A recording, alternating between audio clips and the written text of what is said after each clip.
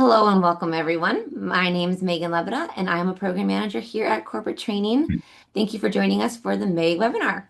Hosting today's webinar on why we react the way we do is my friend and fellow Kirkwood teammate, Megan Thole. Megan is a leadership speaker, facilitator, and coach known for her calm, power, and grounded presence. Megan brings 12 plus years of leadership experience, a master's in leadership and management, and certification in PROSCI change management and mindfulness coaching. She helps leaders unhook from overachievement and lead from who they truly are with clarity, compassion, and confidence. Megan, we're excited to have you, and I'm going to turn it right over to you. Awesome. Thank you so much, Megan. I'm so happy to have all of you here with me this afternoon. As Megan said, on a beautiful day, I appreciate you taking some time out of your day to be here. I'd like to just offer you kind of permission to pause during this time. So we have about 50 minutes together, and I know it can be really tempting to have your email up, be checking other things. But I would just offer you that you signed up to be here for this session, and so give yourself that time and space just to be present here in our conversation today. And always, so I don't feel like I'm here talking to myself, I'm going to ask you to drop some things here in chat, here and there, to kind of be part of our conversation. And so, the first thing that I want to ask all of you that are here today is, have you ever been in a situation where you reacted some way that maybe you weren't proud of, maybe you wish you would have done something different? And if you've been in that type of situation, give me a thumbs up, a yes, or something in the chat if you've ever been in that type of situation for yourself.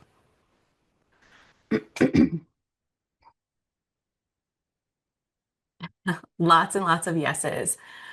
Awesome. Perfect. So, all of us here today, we're not perfect and we're in this space to learn and grow together. So, I'm really excited that you're here. As Megan said, my name is Megan Thole and I'm the founder of Hello Mindful You. And with Hello Mindful You, I do professional development and coaching really focused on emotional intelligence. And so, we're going to dive into some of that work here today with all of you. All right. So, when we think about great leadership, I want you to think about who are some of the best leaders that you've worked with. And of those really great leaders, what are some of those really great qualities, attributes that they bring to the table?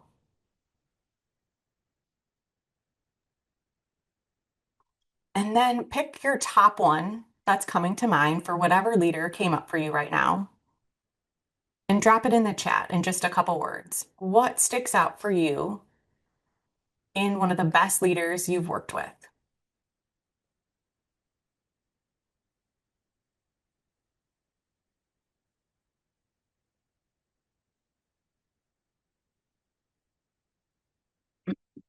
Awesome. Lots of good stuff coming in here. I'm going to read off a few kind of as I see them coming through. So, openness, trust, understanding, relatable, straightforward, available, genuine, clear, understanding. They want you to succeed. So, all of those things are really important to us in some of the best leaders. Again, competence, trustworthiness. But all of those things are internal things that we as leaders have to develop. And so this is where when I think about why do we react the way we do, a lot of it stems down to we have to be aware of ourselves. And so many times when we're in leadership development, we're focused on how do we lead our team and how do we manage people? How do we extend empathy to other people? How do we extend kindness and compassion?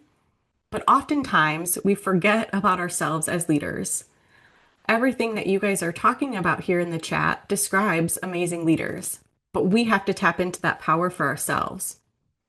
So, what we want from leaders is we want leaders who have this awareness under pressure, who have clear communication, who have these intentional responses. And so, in order for us to have that in our leaders, we have to build that in ourselves. Throughout our conversation today, when we talk about leadership and we talk about leaders, I want you to know that I'm talking about each and every one of you here on the call today. So we're not just talking about people who manage people. We're talking about you who lead in your home, you lead in your job, you lead in your communities. So when we talk about leadership in our conversation throughout our time together, that's what we're speaking about, how you're leading in all of those different spaces.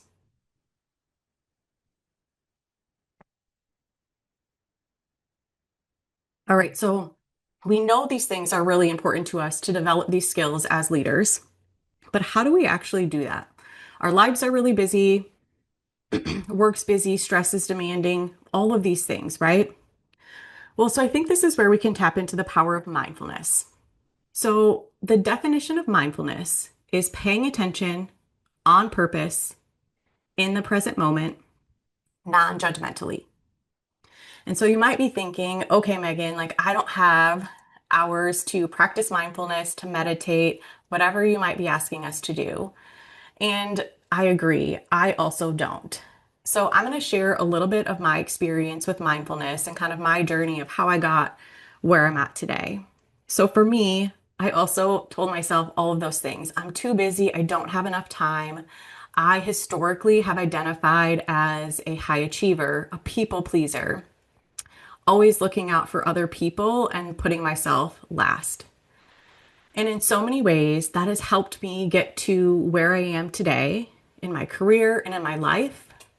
But at a certain point, that was just no longer working for me. So for myself, I typically am like, oh, a few years ago, but it's actually been about 6 years ago. My husband and I started going through the process of IVF, dealing with infertility. While I started going through that process, I am, still working, still trying to advance my career. And in this mode of I'm in constant competition with myself, which means whatever I was doing was typically never good enough. And so going through that experience, I did get pregnant my first round of IVF, which was really great. I have a 5-year-old son who's going to be 6 this summer. And then we also did another round of IVF treatments, which did end in a miscarriage, which again, thinking about all of my habits and behaviors up until then, I didn't actually give myself time and space to process any of that. I would keep pushing myself into more, finishing my master's program and applying for promotions and doing all of those things. And in that moment, I never thought about myself. My first thoughts went to, I just got this promotion and I wonder what my boss is going to think if I'm having to miss work. I don't know if I actually want to tell them what's going on because maybe they're going to think I'm no longer capable. If any of you have done StrengthsFinder, my top strengths are responsibility and achiever. Those are my top two. So responsibility, meaning if I say I'm going to do something, I'm going to commit to doing that.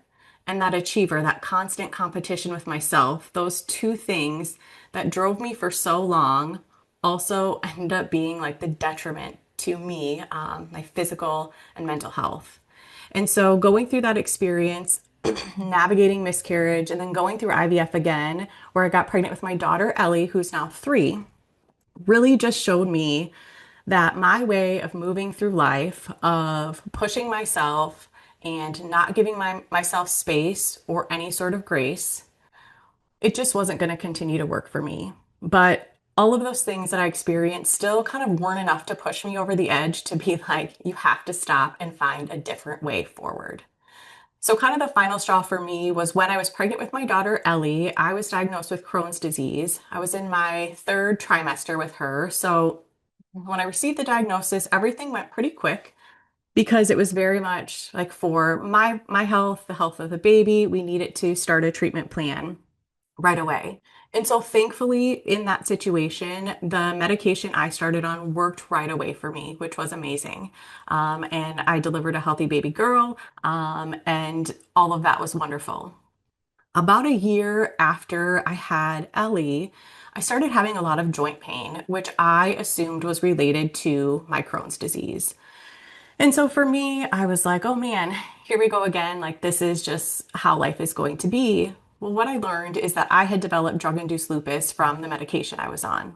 What I was experiencing was um, a lot of joint pain. So my hands and my feet would swell to the point where when I had like my littles in car seats, being able to unbuckle their car seat was something that I didn't have the strength in my hands to do.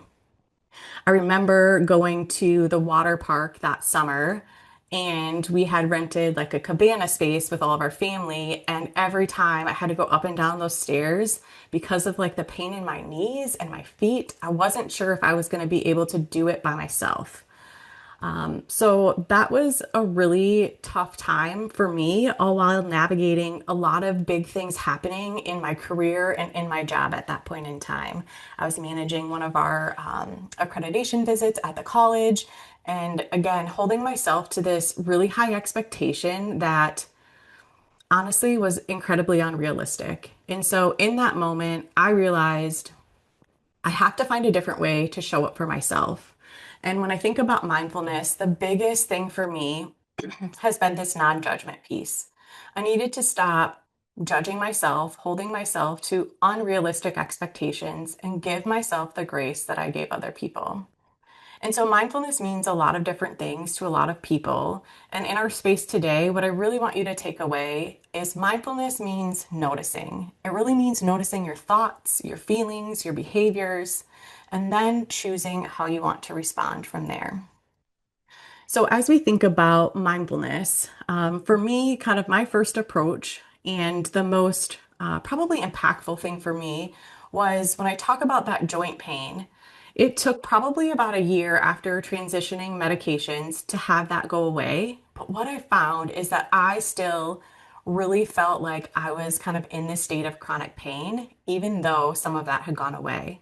And so this is where I kind of gave myself that permission to practice some form of mindfulness. And so for me, it meant I was going to do a body scan meditation each morning. I told myself, I do not have hours to give. And if I commit 2 hours, I know I'm not going to stay committed. So I said 5 to 15 minutes a day. That's what I'm going to give myself. And so body scan meditation sounds fancy, but really what it is you're truly just scanning from head to toe, checking in with yourself to say, where am I experiencing pain? Where am I experiencing tension in my body? And then being able to do just some breathing exercises to help release that. Well, what was really impactful for me in that experience is realizing that I actually wasn't experiencing pain every day like I was the prior year. I was actually feeling really good, but until I kind of had that mind body connection of I'm not in a state of chronic pain and I can actually enjoy my life and feel good physically, that was a big change for me and something that was really impactful. And so I've continued to embody some of those practices, still with the mindset of I have two little kids, I'm working, I have a lot of things going on. I'm not going to be able to commit 2 hours a day right now, but I can commit to 5 minutes. And so that has been really impactful for me to continue stacking some of those habits because we know when we learn something new, it feels uncomfortable, it feels hard right away. But when we can embrace those things and do them consistently, that's when they become like second nature. They become really natural. And so I want to offer you just some different things and different ways that we can think about how do we kind of move forward and embed some mindfulness practices into our daily life. So if we think about mindfulness in our daily life, it really happens in conversations, in decisions, and in our reactions. In each of these situations, we're thinking about what are some of my thoughts, feelings, and behaviors in these conversations. And it sounds really simple to think about those things, but if you pause for a minute and actually think, like, when have I actually thought about how I'm feeling about this conversation, about this decision, about this reaction, and from a place of non-judgment? Probably not that often. And so I offer to you to just think about this of how do we take some time to pause in conversations, in decisions, and in reactions to really think about how do we want to choose to move forward in this situation.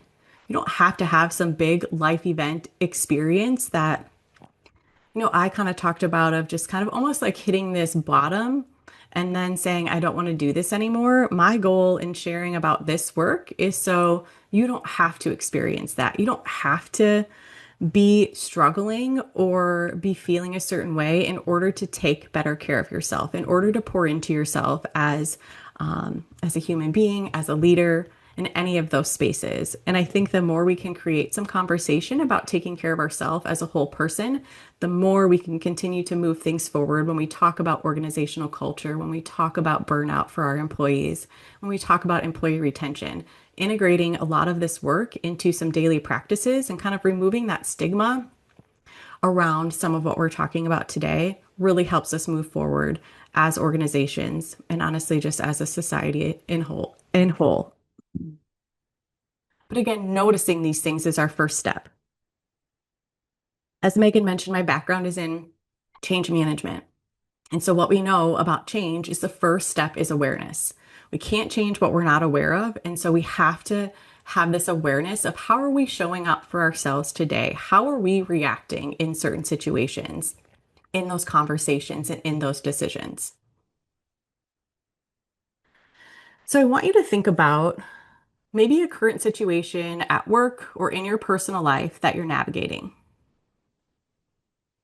And I want you to think from a place of curiosity about how you're feeling about that situation. So, coming from a place of curiosity, what that means is rather than judging yourself for your thoughts, for those feelings, you're asking yourself more questions and just being curious. So, that could sound like, that's interesting that I'm feeling this way about this particular situation. I wonder why that is.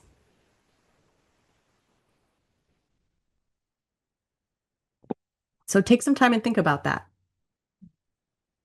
When we start to approach situations from the lens of curiosity versus judgment, it changes that conversation. So when I think about, I mentioned this like kind of overachiever mentality that I know there's a lot of individuals who have that or may embrace that mentality. It's often driven by judgment and shame. So we have to do more. We have to prove our worth, whether that's in work, in our home environment, in our community. But how does that change if we think about that from the lens of curiosity?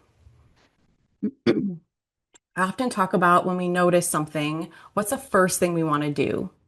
So if you're at work, at home, or if you're thinking about yourself, if you notice something, what is the next thing that you automatically want to do? Drop some of your thoughts in the chat. When you notice something, what's the next step? What do you want to do?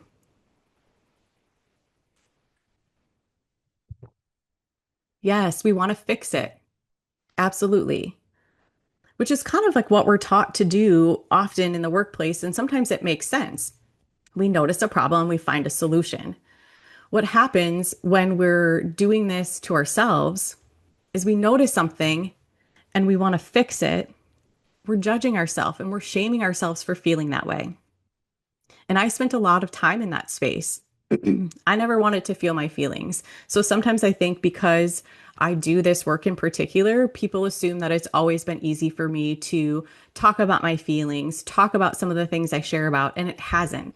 That's been a really large point of growth for me because my MO for a really long time was just to keep shoving everything down as deep as I could. And then I think what we all know is realistically, it all comes back up in some way, shape, or form.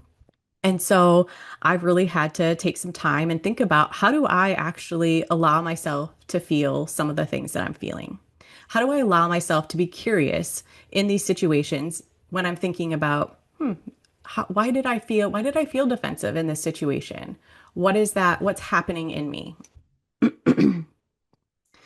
And so I think when we can approach things with curiosity, it opens up a lens for new perspective and additional conversations with ourselves. And so throughout our time here together today and moving forward, instead of judging yourself and shaming yourself for feeling a certain way, just acknowledge how you're feeling, be curious, and then we always have that power. Then, once we are aware of something, we have the power to choose what we do next.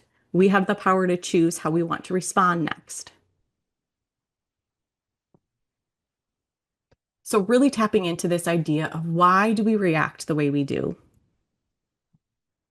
Well, so much of what we know about why we react the way we do is we know it's learned behavior. Oftentimes, our reactions kept us really safe in certain environments. So we knew if we were in this particular situation and we showed up, whether it was, being defensive or we didn't speak up, we learned those behaviors because they kept us really safe. Our brain likes comfort, and our brain has a hard time identifying this, like, when am I physically unsafe or when am I just kind of uncomfortable, but I'm still safe? And so that's what we're kind of working to identify here in this space of why do we react the way we do, is what are some of those things that I've done in the past to keep myself protected, to keep myself from really being seen, heard, and do I need to keep doing those things? Are they still serving me? Are they still serving a purpose? And oftentimes these things show up when we're really stressed. So, what I'd like to hear from you is when you think about big reactions, or maybe in those scenarios where you're reacting where you're like, I kind of wish I would have been able to handle that better. What's your stress level? And what are some of those things that, those habits that trigger stress for you? So, if you're like, I'm stressed, here are the things that you're doing. So maybe it's like I'm going into over productivity mode and I'm checking off this list of things that actually have nothing to do with the thing that's bringing me stress, but this makes me feel good because I can get all these things done. What are some of those things that you notice yourself doing, those habits or behaviors when you're feeling stressed? Kayla, that's what I do. Yeah, so we know these things. Tell me what you know about yourself. Again, just being curious. We're not judging ourselves. We're not judging other people. We all know we have these things that we default to. What's your kind of default mode when you're really stressed? We shut down, hyperfixate, snack, take things too personal, clean everything. Yes. Hide, sarcasm, humor, staying busy. Yeah, we might snap, micromanage. I feel like I can identify with every single one of these things, react versus respond, all of those things. Yeah, might struggle what knowing what to do next and kind of staying busy, over explaining. Absolutely. And so we know these things about ourselves, struggling to know where to start. So when we know these things about ourselves, this is one of the things, this is kind of your red flag to say, I noticed that I just started cleaning or hyperfixating on everything or getting really defensive in this situation. So, this is your first thing that you can notice. We know that when we're stressed, this is what we default to. Not in every situation, but commonly, this is the first thing that came to your mind. So, this is the first piece kind of in this process of thinking about why do we react the way we do? So, I want you just to think for a minute in those situations, why is that your default? Does that feel really safe? Have you had to kind of move into that mode before? I'm just going to give you a minute. And just remember, nobody can see you. You guys just get to see me. So I just want to give you a little bit of time and space to think on that for just a minute.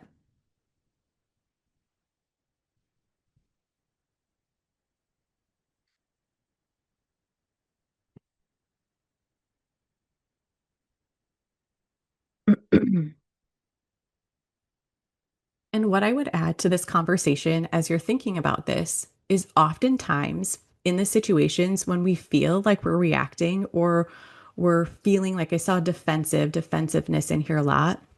Oftentimes it's situations that we care deeply about. If I think about like work projects where I felt myself getting defensive or honestly even going into this like shutting down mode, it's because I cared so deeply about the work that was happening. And so those comments hurt because I was taking them way too personal. Or you shut down because you gave everything and now everyone's like tearing it apart. And so sometimes that delivery, when we talk about emotional intelligence, one, we have to be able to understand our emotions, our behaviors, our responses. But then the next piece of that is also being able to effectively manage other people's emotions in those situations. So this, we're kind of tapping into that first piece of how do we get really clear on ourselves and understand ourselves and know how to respond instead of react in many of these situations.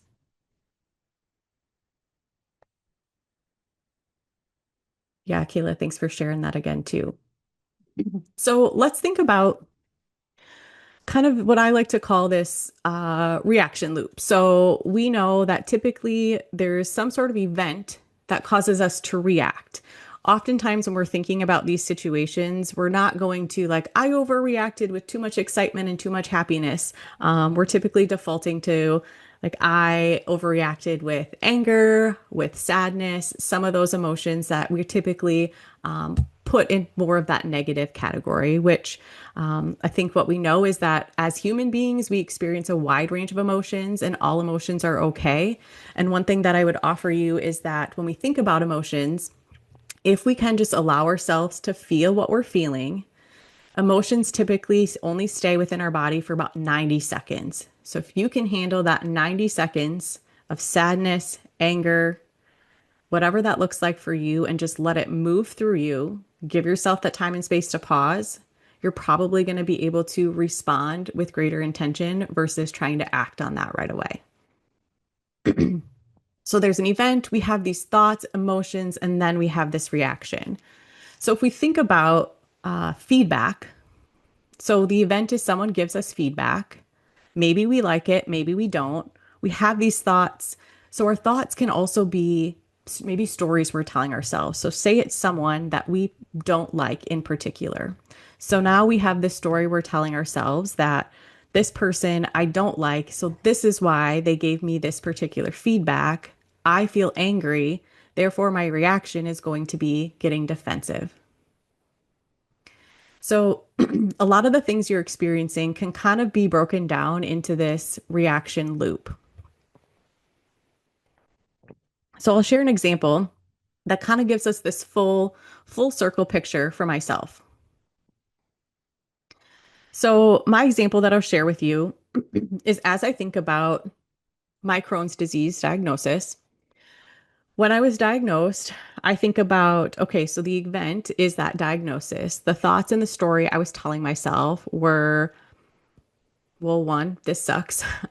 Two, I have to figure out how to keep showing up in all of the same ways that I have been, because otherwise I'm going to disappoint everyone around me. They're going to think I'm not hardworking. They're going to think I'm not capable. I have to continue to prove my worth, which then for me triggered emotions of anxiety, worry, frustration with myself. And really caused me to react in this like hyper productivity mode. I was ignoring everything that my body was telling me I needed, rest, all of those things, just to be honest with what was going on. And as we think about this reaction loop and our ability to influence our experience through awareness, if I think about it today, I still have the same event that happened. So I was diagnosed with Crohn's disease. But the story I'm telling myself now is this happened in my life. It gave me new perspective. It gave me the pause that I probably would have never taken had this not happened. The emotions I feel about the situation are very different today. I feel, honestly, sometimes I feel gratitude that happened and that I took the pause. Sometimes I still feel anger towards myself that it took that experience for me to actually pause. But again, now my reaction is very different in the sense that I want it to be able to take control of my health and the situation at that point in time. And so that's when I chose to show up differently for myself. Stop asking for permission to take care of myself and just do that. Stop asking myself to perform at 110% 24/7 when nobody else was asking me to do that.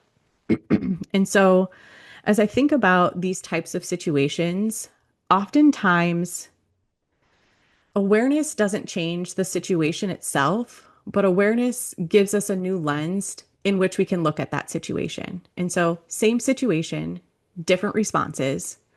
So, I want you to think about that for yourself too. Are there situations that you're navigating that maybe if you took a different perspective, gave yourself a little bit of grace, how would you feel differently about that? And I think the one question that I probably know the answer to, but I'm going to ask this group is I want you to think about in situations when other people are struggling, you have no problem extending them grace often, and grace more than you would ever extend to yourself. Do you feel that that's accurate? That it's easier to extend grace to other people and compassion than it is to yourself?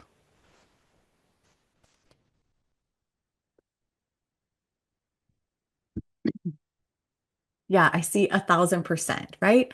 It is so easy for us to take care of other people. I mean, one, it feels good taking care of other people and supporting them. Very much so. Yes. So that's so easy for us to do that. And what I want to continue to challenge you to think about is how do we do that for ourselves? How do we continue to extend that compassion to ourselves without the permission? I feel like that's something I've personally struggled with is waiting for someone to give me permission to rest, to give me permission to take care of myself. And so I often joke about like as an adult, I never realized how little control I would have over my life or just some of these decisions that we make. But really, I started to flip that perspective to say, why am I asking permission for some of these things that truly are my basic needs? And so I think, especially in the workplace, we can get caught up in schedules and structures and hierarchy so much that we forget, even in these highly structured environments, we have a little bit of wiggle room. We have the ability to give ourselves permission to take care of ourselves. And then when we're taking care of ourselves, that translates to our teams and how, like, I think about how do we build this better organizational culture? It's through this, it's taking care of ourselves, taking care of our teams, and showing that when we can show up in these spaces in that way, we can still be really productive. One of the things as I was like, oh, this 110% is where I always want it to be. What I told myself a couple years ago is I'm going to show up at work at 80%. And if there's some of you on the call who are like gasping, like, I can't believe that, what that meant for me was I was going to show up and I was going to do my job really well. But that mental load of things that I would constantly bring, or that overthinking, I want to have the answers before someone asks the question, and those types of things that oftentimes weren't helpful and added more stress to me, those were some of the things I let go of, which seems basic, but it changed so much for me. And so again, I just offer those different perspectives to say you can't show up at 110% all of the time. That's not a thing. We can't do that. And so how do we kind of rethink this for ourselves? And the more that we take care of ourselves and talk about it and show other people, the less stigma around some of that. I have experienced situations where maybe you're talking to somebody about taking care of yourself and you almost feel like anxious to say some of the things you're doing. Like, hey, I got a massage today, or I had 30 minutes to myself and nobody bothered me. And you feel almost this sense of guilt. But I want you to remember that you don't have to feel that way. You don't have to earn rest. Rest is productive. We need to take care of ourselves, our bodies, and our minds. And thinking about how we're showing up for ourselves in the way of how are we reacting in these situations gives us this deeper understanding of what that means for each of us. Okay, so I'm going to give you a little bit of time to reflect on a recent situation. So let's think about a situation you've been in lately where you did have a big reaction, or maybe it didn't go as how you planned, work, personal life, whatever that looks like. And so I want you just to kind of go through these 3 steps here. So, one, we're taking the pause. I'm going to give you a few minutes to think about this for yourself. What's the situation? What did I notice? And then just kind of get curious with when you're noticing those thoughts, feelings, or behaviors, ask yourself some of those why questions. That's interesting that I felt that way in that situation. Why is that? Am I trying to prove something?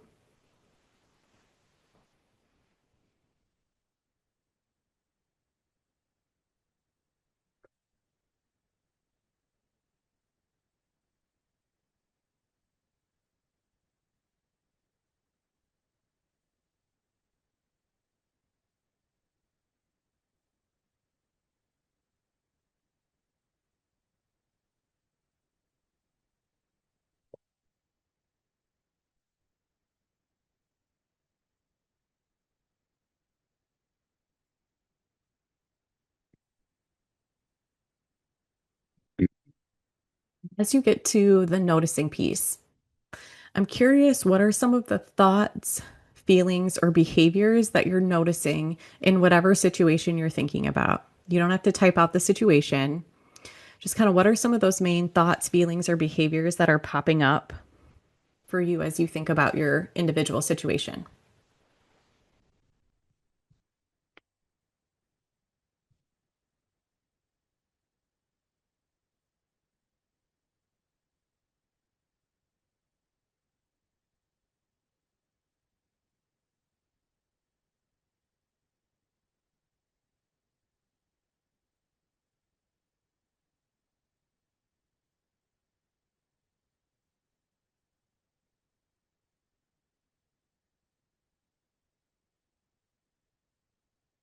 So, the question of did you do enough? Noticing self doubt, reflecting on your own thoughts as others. Yeah, catastrophizing, second guessing.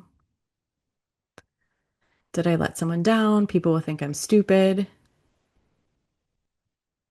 The person or situation is in the way of getting something done. What else could go wrong?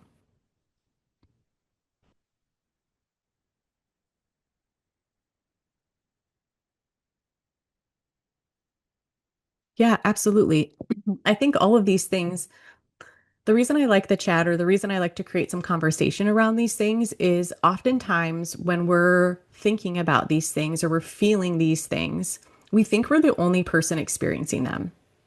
When in reality, we are all experiencing the same things, not for the same reasons, but we're all going through similar experiences. We all experience self doubt. We all are worried about looking stupid. We all have tendencies to want to make people happy around us. Some of them just weigh heavier on other people. Some of it depends on our life experience and kind of where we're at in our life. And so I want you to think about, or I want you to know that you're not alone in some of the things you might be dealing with. And one of the things that's important to me, and I hope you kind of take with you from this experience today, is the more you can share openly as you feel comfortable with these situations, the more it brings people together. I see a couple people's names that pop up, but I'm going to share an experience from something that Debbie, who is part of the corporate training team, allowed me to be a part of. So we had Kirkwood hosted the first senior conference, so for 60 plus last week, and I I said yes to present at it, and then I thought, what in the heck am I doing in this space? What do I know about, teaching something to 60 plus? Are they going to accept me? I'm not going to lie, I was super, super nervous. And I went into the conversation kind of like I always do, telling myself, be authentic, show up as yourself. And my premise for what I wanted to leave the group with is I wanted them to know that regardless of their age, their lived experience matters. They still have a lot of value to add. And I wanted them to feel seen, heard, and respected. And so I think it was my second session, a gentleman walks in and he sits at the front of the room and he says, "What in the heck are you going to tell us about mindfulness and meaning when we got so many years on you?" And so I was chatting with him and I said, "I want to talk with you after this session. You got to let me know what you think of it." And this was an amazing experience for me because he was probably 70 plus and he was a man talking about these topics. Sometimes it feels easier with women, one, because it's more acceptable for women to talk about these topics and they're typically the ones raising their hand. But I have a strong desire to also help men in this space, having a son, and obviously having a lot of men in my life. So after the conversation, he said, "Wow, I actually really learned a lot from this conversation." He opened up and shared about his journey and lack of confidence because he was born not being planned in his family and didn't feel loved and cared for. And that really influenced him and his relationship with his family and all of the things. And we left the conversation that we're going to meet for coffee because he said he wanted to be able to chat with me a little bit more about this stuff because he feels like it's really important. And so, as I've been reflecting on that conversation, it's just a good reminder that it doesn't matter who you are.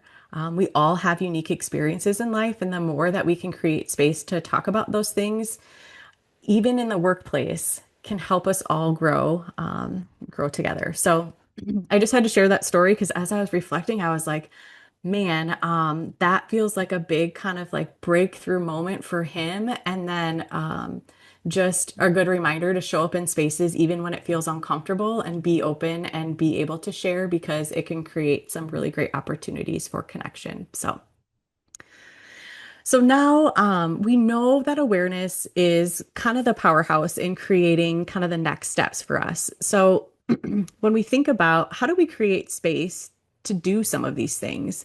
Well, first, we have to be able to name our thoughts, our feelings, and our behaviors.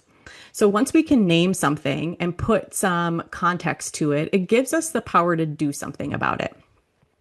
Then we can take that moment to pause. I like to speak about like the power of pausing because we live in a world that requires so much of us constantly and constantly wants us to be busy. But really being able to pause and take a moment is such a gift. And being able to do that in these situations gives us this moment to think about how we want to respond. So when you see things on the slides like this, it always feels like it's this long, drawn out process, even the reaction loop or the reflection steps. But what I want you to remember is these things are quickly happening in your head. So we're not saying to ourselves, like, okay, maybe to start out, right? We got to name it, we got to pause, and we're going to kind of question the story we're telling ourselves. But as you practice this, they become automatic. This might be a 30-second process you're running through in your head. I'm in a meeting and I'm feeling frustrated. So we named it. I'm going to take a second to pause and figure out what I need in this moment because if I go into I go into the meeting yelling, is that really going to get me the outcome that I want? And while I'm pausing, I can think about like, what am I telling myself in this situation?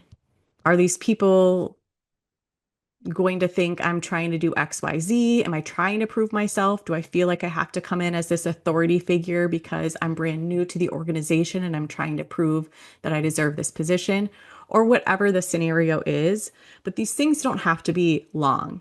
All it is a quick check in with yourself to be like, hey, maybe I need to take a quick pause and figure out what my next best step is. So, creating that awareness, giving ourselves that power to choose how we want to respond. Like that's the power move. So when you have leaders who are calm, cool, and collected, I always used to think like, wow, like that's such a gift. How do they do that? Well, they do that because they practice these habits and behaviors. Some of it, yes, might come more natural to other people. However, they practice it. It's not easy to resist responding. I just had a situation that I was in a board meeting, and I wanted to say something so desperately, but I didn't because it wasn't the appropriate time. And I had to check in with myself to say, what you have to say might be important, but it's not appropriate to say at this point in time. So hold that back until you can find a more appropriate time to share that. That's that type of intentional checking in, kind of scanning that environment and knowing, is this the appropriate time to bring this forward? Is this the appropriate reaction? And what I mentioned before about consistency over time. So I know every single person on this call, one, thank you for taking some time and space to be here with me because I know you're all busy. And two, don't let busyness be your excuse. Don't let busyness stop you from taking care of yourself. So give yourself 5 minutes. Again, the 5 minutes for me was I couldn't make an excuse that I didn't have 5 minutes. Like we waste 5 minutes so easily, but to be intentional with it, it can feel like an eternity. So give yourself 5 minutes.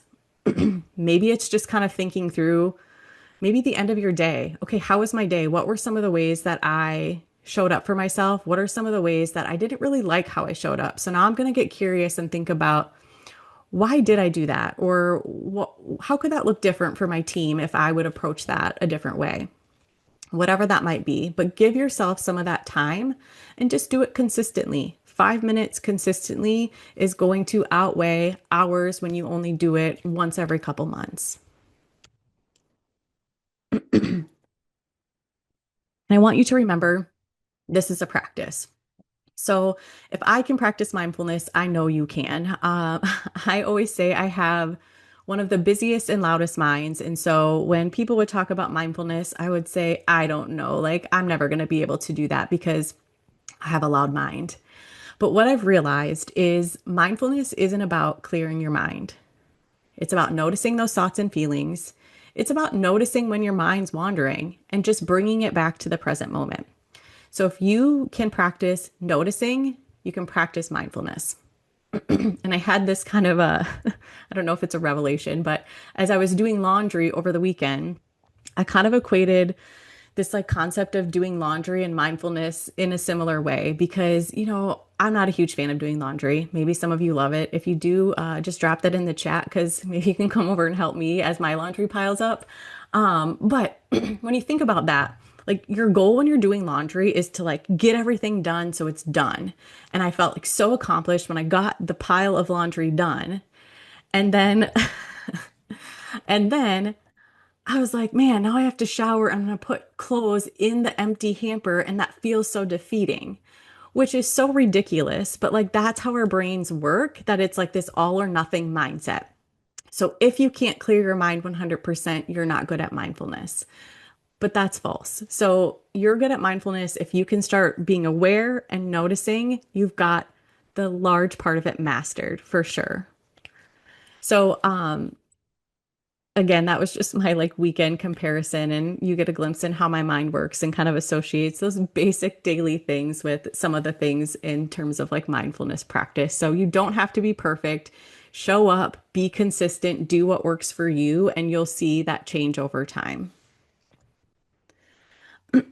And so I want to leave you with the concept of awareness truly does change everything. Once you're aware of something, you can move forward. And so I love this quote by Sheryl Sandberg, and I'm going to read it to you just so I don't mess it up. But it says, we cannot change what we're not aware of. And once we are aware, we cannot help but change. This quote has been on my bulletin board or wherever, post-it note in any office space I've had, probably the last 10 years. And it's kind of changed in meaning over the time, but this really speaks to that piece of we have to first be aware of what we want, who we are, even if we don't like it today. But that's what gives us the power to change.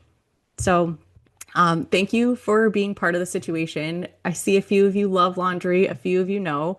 But I appreciate the time. I'm always here. I know we have maybe a few minutes for or some time for questions. So if you have questions, feel free to drop them in the chat. Megan will help me kind of filter through those too. So, Megan, I will turn it over to you.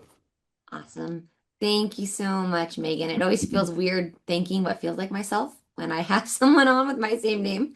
So Yeah. thank you so much for being with us. That was wonderful. As Megan said, now is a great time to put those questions in the chat. And while you're doing that, I'd like to say just a little reminder that this webinar is one in a series of free sessions hosted by Kirkwood's Continuing Education Division, designed to connect our community to area experts who share on a variety of topics throughout the year. Beyond this series, we hope you check out other resources offered through continuing education, from our fast track certifications, life and leisure classes, to the latest offerings in customization training that support area employers. Please visit kirkwood.edu/continuing-education for our full menu. And our next webinar is actually just next week on June 4th at 9 a.m. with the wonderful Emily Zimmon, who I'm sure many of you know. And she'll be doing Legacy in Motion, from quiet moments to big impact. So I can go ahead and also put the registration link in the chat if anybody hasn't seen that yet or would like to make sure they can register for. Oh, maybe it won't let me. Oh, I'll include it in the email I send out to you all instead. How about that? So, do we have any questions? No, but I'm seeing a lot of gratitude. That is fantastic. Awesome. Well, before you all go, I'm going to launch a very, very quick poll. Just 4 questions, yes, no's, I promise. Just asking you how you felt about today's webinar. If there's anything we can bring to you that you'd appreciate seeing for next time. So thank you so much. As you finish the webinar, please feel free to fall off and get back to your day, but we appreciate you being here. Again, thank you very much. Have a great rest of your day. We'll hang Thanks, out for a Megan. minute while you finish, but yes, thank you to you too, Megan.